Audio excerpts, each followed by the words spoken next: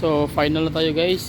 Set up na lahat. Okay na yung oil level, okay na yung mechanism, mga wiring, lahat. Tapos yung kanyang timing, okay na rin lahat ng separate belt.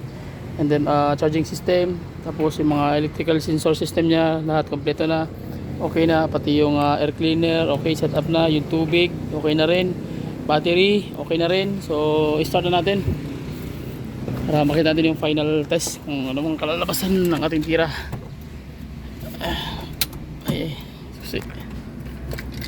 Okay. Okay, susi. Okay, on position. Labasan lahat ng mga indicator lights. So, nawala na yung check engine. Battery. Start. Okay. So, yun. Tumaas biglang RPM. Tapos bumagsak. So yan pinaka minimum na idle niyan, automatic. So ibig sabihin sa idling pa lang okay na yung tira natin guys. So ngayon check natin yung mechanism doon sa engine. Let's go.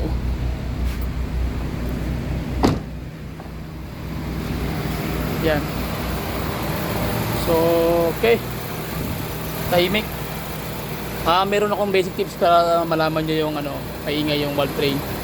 Pag once may parang lumalagitik, nandito na po portion, yan yung tune up na na malaking clearance. So yung ibig sabihin, tahimik yung tira natin, wala kang maririnig na ingay.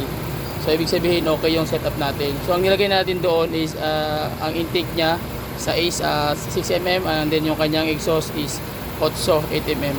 So may nagtanong ka sa akin dyan so tinuro ko na rin basic pointers lang yan para meron kang idea. Sa mga baguhan, so kita nyo naman kung paano natin tinira yung unit. Okay, so at least natapos na rin. So pwede na itong i-out.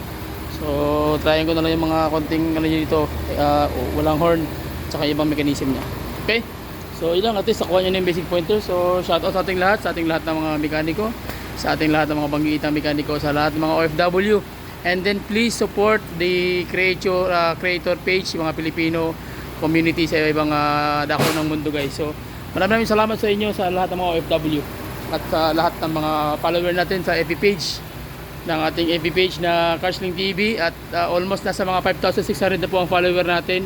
So ganun kabilis po yung suporta na binubuo sa atin ng mga OFW at mga Filipino creator at mga Pilipino na mga sumusuporta sa aking YouTube channel at sa aking FB page. Maraming salamat sa inyo guys, kayo ang aking pundasyon sa lahat ng ito. So hindi ako hindi ako nanghihinayang na ituro, ibahagi yung time ko, yung knowledge, yung wisdom na binigay ng Panginoon sa akin. So aking ibinabalik ito sa magitan ng ganitong maraan, yung maituro yung basic pointers na karunungan upang mabilis yung malaman yung pa ikakdagdag ng ating kaalaman. So comment lang down below guys, and then please share our video, and then please subscribe to my YouTube channel. Bye bye and God bless. See you.